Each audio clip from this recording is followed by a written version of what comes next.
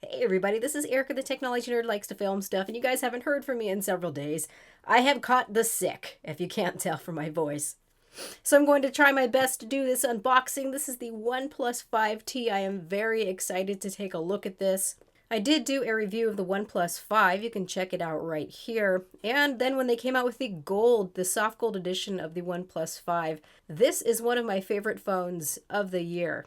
So I can't wait until the OnePlus 5T comes out in this nice soft gold too, if it does, because that's the way to go for me. I love that white face and that happy color. But without wasting any more time, let's go ahead and open this box. So with the OnePlus 5T, we essentially have an updated version of the OnePlus 5, modernized to the 18:9 aspect ratios that we're seeing, but otherwise we've got the same specs. So we've got the Snapdragon 835 SoC inside of this guy. Opening up the box. Whoop. We still have that option to get 6 or 8 gigabytes of RAM. There is still no SD card slot for this, but we do have dual SIM capabilities, which is really nice. Let's go ahead and pull this off. And there is a screen protector that's built in. I will take that off later. So really what we can mention that's new here is we have the fingerprint sensor that's now on the back. Here is the midnight black version of the OnePlus 5, and you can see that that fingerprint sensor is on the front. And I'm actually really excited about this because there's a feature that I love having when the fingerprint sensor is on the back. Here we have my Pixel 2. I really love being able to pull downward on the fingerprint sensor to check out notifications, and now we're going to be able to do that same thing with this one as well. So let's go ahead and start powering this up. I'm hoping I've got a good screen. I'm hoping that I got a uniform display. So instead of that 16:9 aspect ratio that we've been used to with the OnePlus 5 and below, we've got that 18:9. I believe they said it's over 80% screen to body ratio now. So this is a 6-inch display, still the equivalent of 1080p, but that's okay for performance especially. So I'm continuing to let that set up. So far so good, it looks okay for screen uniformity. Another thing that we have that's different is the camera setup. So we used to have the main camera and also a telephoto camera as well, and OnePlus has gotten rid of that telephoto camera in favor of one that's supposed to be better in low light. So we've got a 16 megapixel camera on the back as well as a 20 megapixel camera. That's actually the low light camera. And it's interesting that it's got smaller pixels than the main camera does. And it's got the same aperture as the main camera as well. But really what they're saying that they're doing is combining 4 pixels at once to capture more light. I've heard mixed reviews about this so far, but others are really praising it, saying that it's definitely lighter than the camera was with the OnePlus 5. So I will test that out myself. So now I've gotten to a point in this setup where it's asking me to set up the face unlock. Now, from what I've seen, this is one of the fastest face unlocks that's out there using the front-facing camera. They say with more than 100 points to distinguish your face, but this is not the likes of the iris scanner of the Galaxy Note 8 or even Face ID that we have on iPhone 10, as it's just not supposed to be a very secure method. If you want that, use the fingerprint sensor on the back. I think this is really supposed to be one of those Me Too features that appeals to people who are really liking the face unlock now, although it's been available since forever with Android phones. So I'm going to go ahead and finish setting that up. Okay, wow, I just finished the setup process. I'm underneath Face Unlock, just tweaking with the settings. By default for Face Unlock, it has auto unlock after the screen is on. And this is so fast at unlocking that I don't even realize that the phone was locked to begin with. So if I'm looking at it and I just turn it on, it's already unlocked. If I didn't hear the unlock noise, I would have no idea. But obviously it is locked because I can see the lock right here. Interesting. Very, very fast. So yeah, that's going to beg the question of how secure is that? Now my first impression of this display is that it's beautiful. I like this. Yes, it's not as dense as some of the displays out there because this is a 1080p display at 6 inches. So it's 401 pixels per inch. But I don't think that most people are going to care. This is really, really nice. Very nice and vibrant screen. Of course, it's been manufactured by Samsung. Let's peel this off.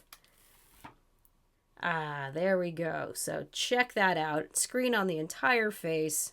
Just by having this screen here being so big alone, that's got to be worth the upgrade. Unless you really like having bezels, and I do. And now we do have some burn-in to worry about because the navigation buttons are going to stay on the display all the time, where before you could choose if you wanted them to be virtual or capacitive. But yeah, that's gorgeous. And thankfully my display is nice and uniform as well. I don't really know what it is about OnePlus, but it has that simplicity to it that really feels like standard Android with some extra features on top that just makes me kind of giddy to use these phones. Plus, the performance of the OnePlus 5 is stupidly fast, so I'm excited. 8 gigabytes of RAM, 128 gigabytes of internal storage. I'm sure this is going to make my top smartphones of the year. Now, before I get too overly excited, let's finish opening what was in the box. So I believe that this comes with a case. Yes, yes it does. It looks like a TPU case. Okay, that's empty. So you've got your SIM ejection tool, quick start guide there. That's a really nice package, you guys. We've got $1,000 phones out right now. And still, below that $600 range here, we've got a really nice flagship-like phone with great features. Really beautiful display. So that's a decent little TPU case. It feels a bit loose to me. I'd probably prefer using one of these other cases that I'm going to try on for fit. Then we've also got the dash charger in the box. Now this is one of my absolute favorite features of these OnePlus phones. You can plug in your device and have it continue to charge while you're doing whatever you want with it. It's not being throttled down. And that comes in handy for me because I just can't put my phones down. I'm always messing with them. And unfortunately, the bulk of them don't charge very quickly when I have them on. So that's excellent. It's got the same 3,300 milliamp hour battery as the OnePlus 5 does. I'll have to see how it does with battery life with just a little bit bigger of a display, although I'm really not so concerned. Now, before we grab these cases and try them on, some things that this is omitting is that we do not have stereo speakers, and this, of course, is in an unfortunate location to be blocked. I've always had that trouble. Same thing with my OnePlus 5s, but we still have this headphone jack, which is great if you're not willing to give that up yet. We don't have any true water resistance to speak of, but that's okay. It looks like, from what everyone is saying, that this should be able to withstand some splashes or being out in the rain, and you shouldn't have a problem. So, cases. I was extremely excited to see this. I love red. That is my favorite color. So this looks like a silicone red type case. And this is probably what I'm going to be using. Okay. Immediately as I look at this, it's got a soft touch inside of it, kind of like a suede. Reminds me very much of, well, iPhone cases. And that complements well. I like that this is a nice, happy, bright OnePlus red. Oftentimes, though, I really like OnePlus's shell-type cases, even though I'm not a fan of cases, because they feel like they complement the device rather than bulking it and weighing it down. Okay, interesting. So this one is silicone-ish, too, with a hard back. Now, that looks nice. And definitely, it does not add a lot of bulk.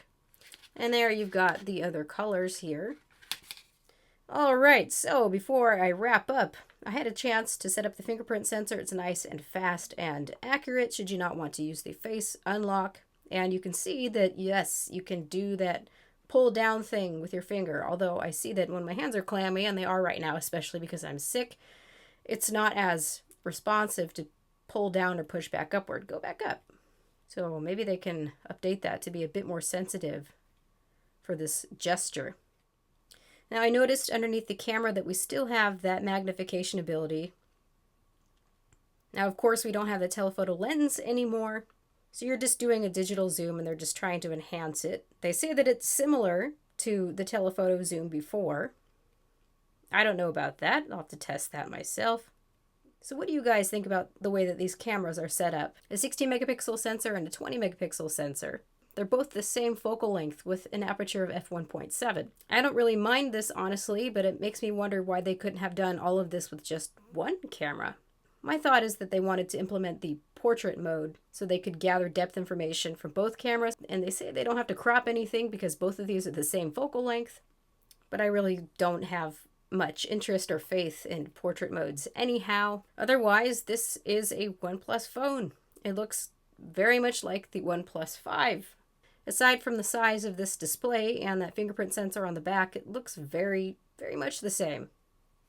So I can't wait to test this out. Guys, please ask me your questions. This has been Erica, the technology nerd who likes to film stuff. Please rate, comment, and subscribe, and please be patient with me. I've been sick all week long. I've got a lot of videos that I am planning to release. I just finished writing my iPhone 10 review, and I'm going to be combining that with the iPhone 8s as well. That way, all of the devices inform each other. I'm also going to be reviewing the Pixel phones, although I've been holding off on this on purpose because of the Pixel 2 XL. I'm hoping that Google releases a phone that fixes some of the issues that they've been having. I want to give this phone a good review. The Pixel 2 is great, but the XL is the one that really suffers.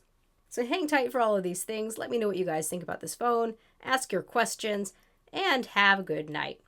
Happy Thanksgiving!